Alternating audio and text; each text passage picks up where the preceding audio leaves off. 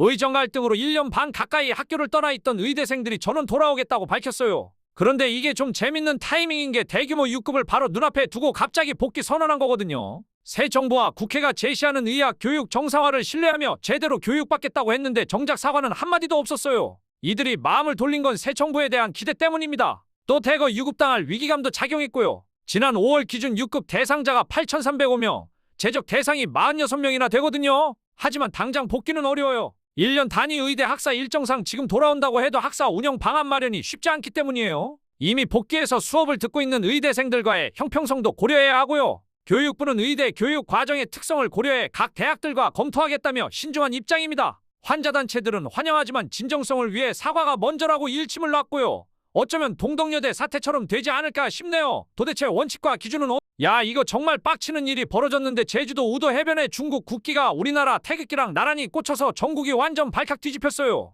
일단 처음부터 차근차근 설명해 드릴게요. 지난 8일에 제주 우도 하고수동의 수욕장이라는 곳에서 전동차 타고 구경하던 한 관광객이 이상한 걸 발견했거든요. 해안도로를 따라서 오송옹기라고 하는 중국 국기랑 우리나라 태극기가 줄지어 꽂혀 있는 거예요. 중국인 관광객들이 여기서 인증샷 찍으려고 줄까지 서 있었대요. 13일에 이 영상이 SNS에 퍼지자마자 민원이 폭주했어요. 독도는 우리 땅이라고 목소리 높여 외치면서 정작 우도는 중국에 내어주는 것 같다고 하더라고요. 제주가 중국인의 섬이 됐다. 중국인들이 사는 곳에는 한자로 여긴 중국 영토라고 써놓더니 이젠 아예 국기까지 꽂는다는 비판이 쏟아졌어요. 우도 관계자들은 개인이 몰래 설치한 것 같다며 지금은 다 치웠다고 해명했는데 정작 누가 어떤 목적으로 그런 짓을 했는지는 여전히 모른대요. 요즘 제주에서 중국인 관광객들 때문에 여러 문제가 계속 생기고 있어서 이번 일이 더욱 민감하게 받아들여지고 있어요. 노동부 장관 후보자를 둘러싼 논란이 뜨거워지고 있어요. 민주노총 출신으로는 최초로 장관에 지명된 김영훈 후보자인데 과거 행적 때문에 야당이 강하게 반발하고 있거든요. 가장 큰 쟁점은 2011년 12월 김정일 이 사망했을 때 조문하러 평양 가겠다고 신청했다는 거예요. 당시 통일부는 국가안전보장과 질서 유지, 공공복리를 해칠 명백한 우려가 있다며 방북을 허락하지 않았어요. 그런데 이게 처음이 아니라는 게 더 문제예요. 김 후보자는 2004년부터 2011년까지 5.1 통일대회나 6.15 민주통일대축전, 남북 운수노동자 회의 등을 이유로 총 6차례나 방북을 신청했는데 내 거는 실제로 성사됐어요. 또 다른 논란은 2012년 민주노총 위원장 시절 주최한 통일골든벨 행사예요. 미군이 우리나라를 점령하러 온 날짜와 북한 교육을 원천 봉쇄하기 위해 미국이 만든 협정 등을 묻는 친북 반미 성향의 질문들이 출제됐거든요. 당시 민주노총이 발간한 통일교과서에는 북한 3대 세습에 아들이어서가 아니라 가장 훌륭한 지도자를 후계자로 내세운 것이라는 내용도 담겨 있었어요.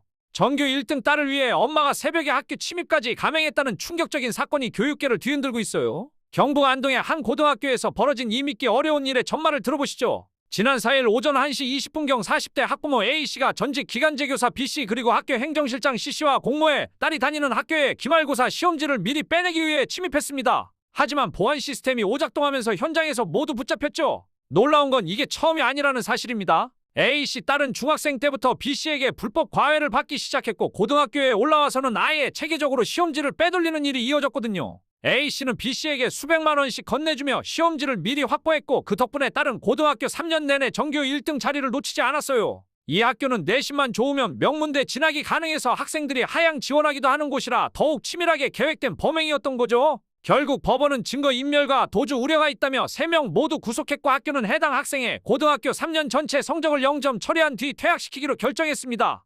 코로나 방역 영웅이 이런 일로 구설수에 오를 줄 누가 알았을까요? 정은경 보건복지부 장관 후보자의 남편이 코로나 진단키트 업체 시젠 주식을 매매했다는 새로운 의혹이 제기됐습니다. 시젠이라는 회사 들어보셨나요? 원래는 잘 알려지지 않은 체외진단 회사였는데 코로나가 터지면서 완전히 달라졌거든요. 2019년 14,147원이던 주가가 코로나 유행 때 13만 8,680원까지 무려 10배나 치솟으면서 진단키트 대장주로 떠올랐어요. 그런데 정 후보자가 코로나 방역을 총괄 지휘하며 한 제품이 추가로 긴급 사용 승인을 획득했다며 시젠 회사의 시약이라고 직접 발표했던 바로 그 시기에 남편이 주식을 사고 팔았다는 거예요. 마스크와 손소독제에 이어 세 번째 코로나 관련 주식 투자 의혹입니다. 야당은 코로나 방역 영웅의 당당했던 모습은 사라지고 의혹 앞에서 비겁하게 숨고 피하며 도망치는 모습만 남았다고 비판했습니다. 여기에 1994년 아파트 다운 계약서 작성까지 드러나면서 논란이 더욱 커지고 있어요.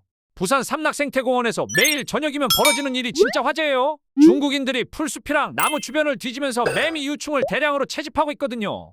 중국인들의 목적이 뭐냐면 먹으려고 그러는 거예요. 중국이랑 동남아시아에서는 매미 유충을 기름에 튀겨서 술안주나 간식으로 먹는 전통이 있어요. 특히 중국 산둥 지역에서는 여름철 별미로 여겨질 정도고 최근에는 매미 유충 튀김을 넣은 매미빵까지 출시됐을 정도래요. 그런데 이 사람들이 매미 생태를 정말 정확히 파악하고 있어요. 매미 유충이 천적을 피해서 저녁 시간에 땅속에서 나무로 기어오르는 습성이 있잖아요. 이걸 정확히 알고 있어서 그 시간에 맞춰 5에서 6명씩 나타나서 플라스틱 병이랑 비닐봉지에 담아가는 거예요. 움직임이 느리고 날개가 없어서 한 명당 수십 마리씩 쉽게 잡을 수 있거든요. 환경단체에서는 시민의 공공자산을 훼손하는 행위라면서 우려하고 있는데 매미는 천연기념물이나 보호종이 아니라서 현행법상 직접적으로 제재할 방법이 없다고 해요. 매미까지 중국인에게 빼앗겼다니 짜증이 확 밀려오네요.